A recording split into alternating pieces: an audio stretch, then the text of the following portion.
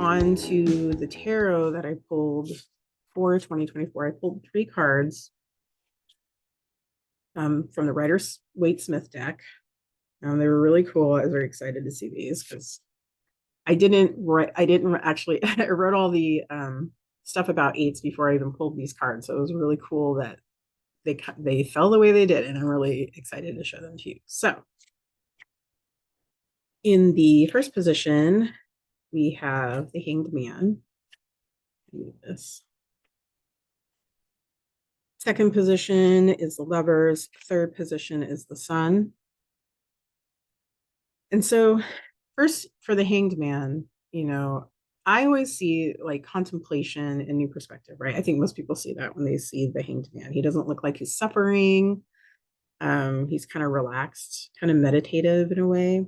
So he's kind of seeing things from a different point of view. And the way I kind of read these cards is because they're in threes.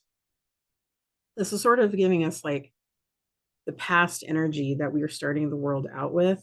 So this is sort of the past energy that we are going to be starting with 2023. We all have like a new perspective. We've been meditating on maybe, what a new world could look like, how we ourselves can assist in a new world and be that strong wisdom holding person moving into 2024. So also another thing to think of is there is sort of a negative connotation of the Hanged Man where it could be seen as like martyrdom and sacrifice.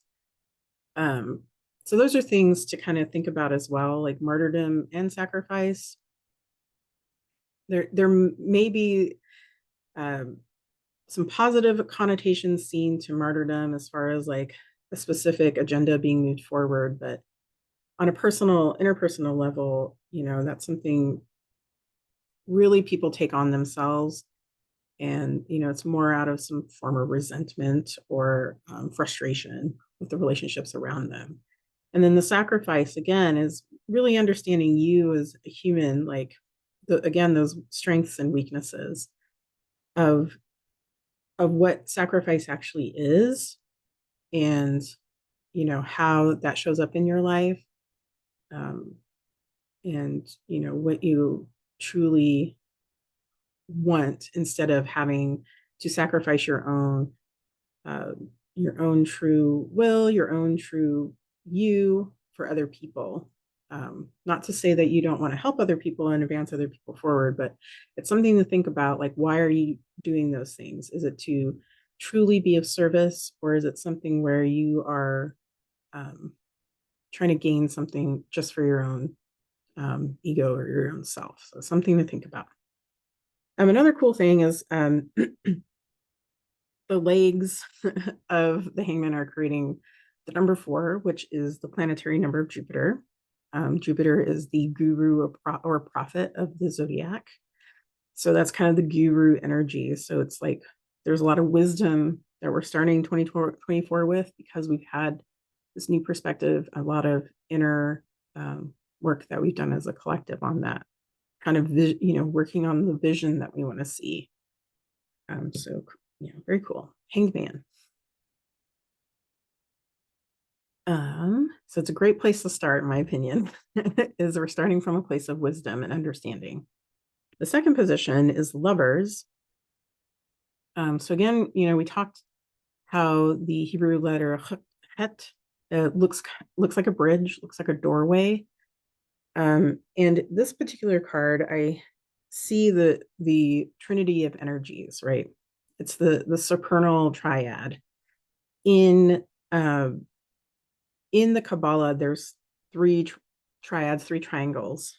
There is a supernal triad is the Keter Chokmah Bina, again, Bina showing up once more. So the masculine and feminine energies, sort of the divine human divinity. Generally, if you were talking about the supernal triangle, you would say, oh, is that Keter, is that God? I see this as like sort of the layering of the supernal triangle, also with a triangle of Tipperet that's created at the heart center. The angel is a solar angel. So it is like kind of combining the ideas of the human experience, the human destiny, the human balancing of that, of those natures.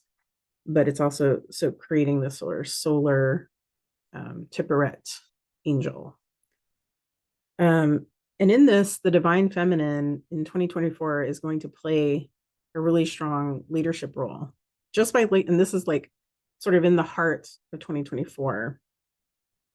In this card, you see that the feminine figure, she's looking at the angel for guidance, looking at the angel for advice, looking at the angel for direction. The masculine figure, male figure, is looking towards the woman, right? For that, for it's his direction, his purpose. So I think that stepping in and having the feminine principle, the feminine, divine feminine, take a more active seat in the direction of how our energies are going to play out in 2024 is going to be huge. And I think we're going to see that. And so we talked about sort of the bridge of these energies. And so you have Hokmah is the great father, and then you have the great mother, that is Binah, on the Qabalah tree of life. So, that is the communication, the bridges that we create between these two energies within ourselves, within the people around us, within sort of like those energies as a whole, becoming more familiar, more comfortable with our feminine energy and stepping into that is going to be only beneficial in 2024, really communing with that energy. And so the final position, everybody likes to see the sun in a tarot reading. So the sun card is where our energy, we're going to lead like the end of 2024 as a collective. We're going to be starting 2025 with a lot of sun energy, which is really exciting. So the sun, Leo, the child, the divine child, new beginnings, truth. The sun opens up, shines light on all dark places.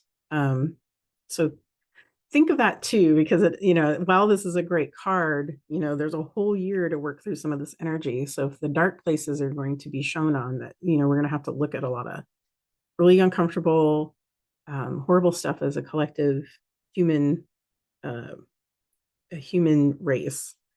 So we really want to keep that in mind, that, it's necessary to look at those dark things, but there's always the sun to come and help kind of let us understand that at the end, that there's always a light at the end of the tunnel of looking at those dark places.